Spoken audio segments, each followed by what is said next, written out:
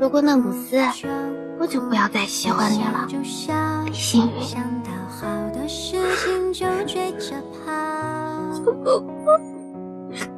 我不想。不良人员的班用集中啊，万度古也担心世界的那的米的之梦，大概对话比路听个呀。但是，杜妈妈不露水上面有西凉路，不是得的，伢几个人来比热来那么偏巴拉布，单单打打苗栗你家嘞。但是阿龙阿老的那的米的，不是马上沙丁包出来包你啥票嘛吧？哎，荣啊，期末啊，朋友给我的不良衰后下一年，丢比来班用不是马上要来了吧？杜妈也班要苗的种啊，然后突家弄呢。那么李学员 MMT 送给家鱼，大呗，杜妈也不话头，李学员我要来的啥票全批给吧嘞。小哥哥，你是哪个？长得好衬托。杜妈丢比来班要每个人那么多呀，苗家每个人也突家的不能有大么游戏。蓝白人呢不得比了，期末啊，爸妈们表我所谓的李学员我交通股7,000台币来比，杜妈我不良衰下我蓝票看开。但係အဲ့ဒီ交通股里啊ပဲ，期末啲李學員我特別加密多時咩啥表全撇လာခဲ့啦吧。အဲ့ဒီတော့李學員啊股得個皮皮နောက်တိတ်တစိထွက်ပြေဖို့ပြင်ဆင်မဲ့သူ့ကိုလိုက်တက်နေတဲ့李克勇နဲ့တိုးမိသွားခဲ့။သူတက်ခါစဉ်းစားပြီးတဲ့နောက်မှာအန်ဒီဂျာကနေမင်္ဂလိအိတ်ဆောင်တွေကိုခိုးဝင်ပြီးတော့期末ကိုပါခေါ်ပြီးအတူတူထွက်ပြေးခဲ့ပါတယ်။ဦးလေးတွေနဲ့တငယ်ချင်းကောင်းတွေရဲ့တစ္ဆာဖောက်မှုကိုခံခဲ့ရပြီးတကူလေးဖြစ်နေတဲ့သူမအဖို့ဒီလိုမျိုးကောက်ွယ်ဆောင်းရှောက်ခံရတဲ့လုံခြုံမှုကိုတန်းတနေတာပါ။ဒါကြောင့်အချစ်ဦးစတင်ခံစားလိုက်ရတဲ့期末တယောက်မအောင်နိုင်ပဲ李學員ကိုလေးပြကူထည့်ပေးလိုက်ပါတော့တယ်။ဘာလို့လဲဆိုတော့ဝန်တူကူရဲ့စီမင်းစည်းကမ်းအရမင်္ဂလိအိတ်ဆောင်တဲ့ဝင်ရင်သူမကိုလက်ထပ်ရမှာမလို့ပါ။အဲ့ဒီတော့李學員ကလိန်ညာပြီးတော့ညှင်းပယ်ဖို့ပဲတတ်နိုင်ခဲ့။为什么？因为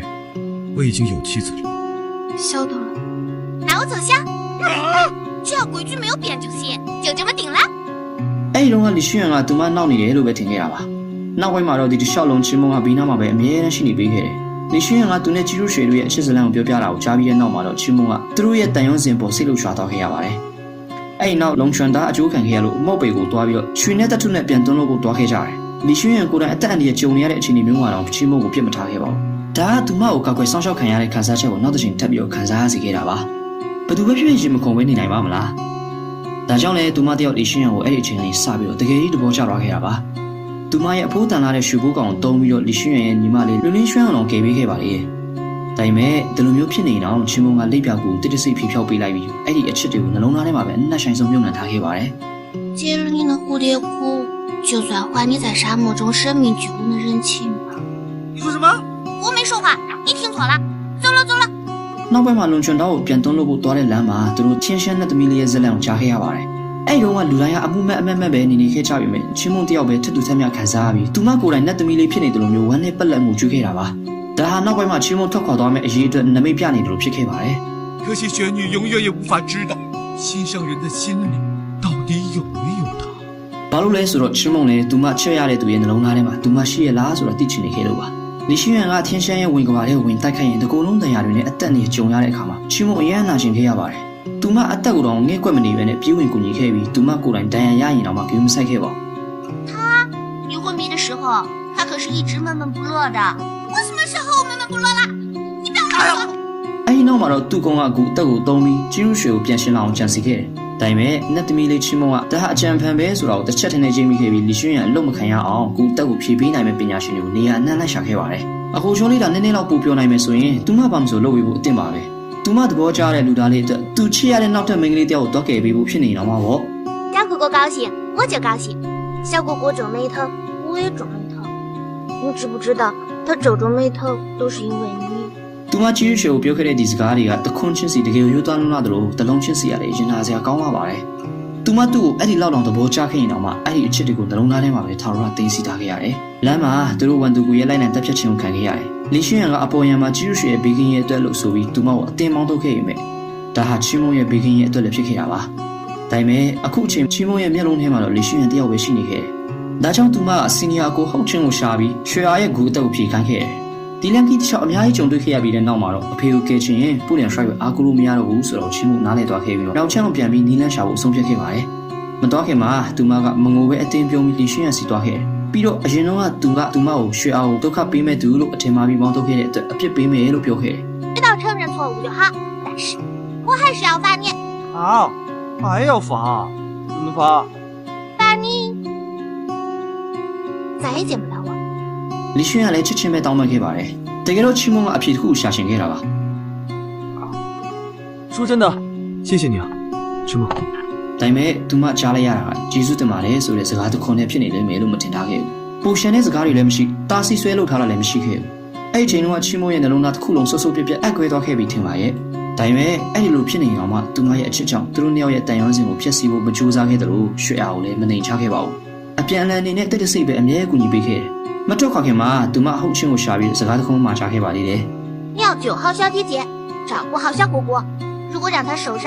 我也是饶不了你。”ဒါကိုဟုတ်ချင်းအောင်ကြည့်မနေနိုင်တော့ပဲသူမအပေါ်ကောင်းတဲ့သူတွေအများကြီးရှိပါသေးတယ်။လီရှင်ရန်တယောက်တည်းကဘာမှမဟုတ်ပါဘူးလို့ဖြောင်းပြခဲ့ရင်ပဲအခုချိန်မှာတော့ချင်းမုံတဲ့ဘသူ့ကိုမှကျူးမဆိုင်နိုင်တော့ပါဘူး။သူမအပေါ်ရံမှာတင်းတင်းတရားဆောင်နေပြီမဲ့လက်အထွက်မှာတော့မျက်ရည်တွေကမရက်မနာစီးကျလာခဲ့ပါတယ်။အဲ့ဒီနောက်မှာတော့ချင်းမုံတယောက်အပိုင်း20ကျော်လောက်ပျောက်ချင်းမလားပျောက်သွားခဲ့ပြီးစတုထမြောက် season 4ရောက်ချင်းကြမှာပြန်ပါလာခဲ့ပါတယ်။ဒါပေမဲ့ဒီတစ်ခေါက်ပြန်ပေါ်လာခြင်းကနောက်တစ်ချိန်ထောင်ရခွဲခွာဖို့အတွက်အစပြုခြင်းဖြစ်လိမ့်မယ်လို့ဘယ်သူမှမထင်ထားခဲ့ပါဘူး